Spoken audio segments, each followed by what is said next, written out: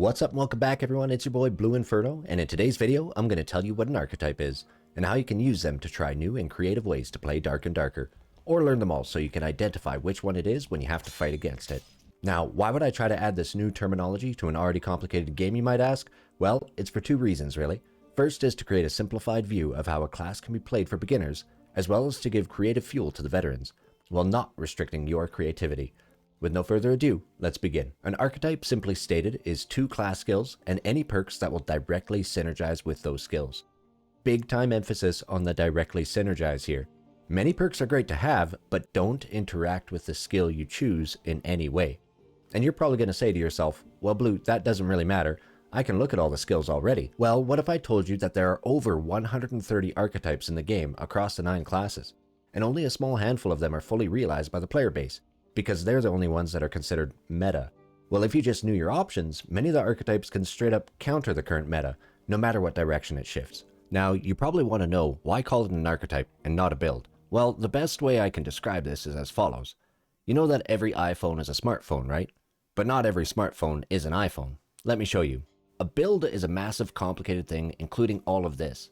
Items with intrinsic stats, weapon of choice, secondary weapon of choice, throwables, enchantments and utility consumables, spells, preferred team composition, playstyle, enchantments on armor slots, maps, ideal opponents, enchantments on weapons. Whoa. I'm gonna stop it there.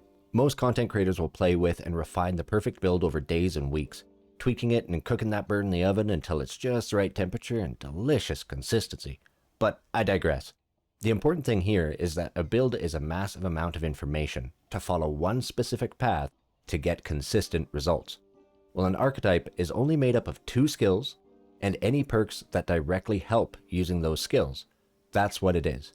It is the starting point of your build. All the other details you can run and figure out what works best for you. But by understanding what an archetype is already geared to do, it's going to help you to not do something silly like use Victory Strike with a Rondel Dagger.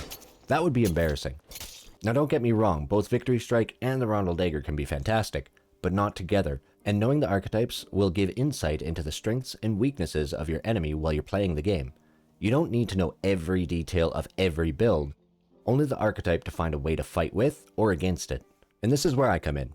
I've set out on a mission to detail every archetype available in Dark and Darker, for every class. Do keep in mind that means every possible combinations of skills on every class.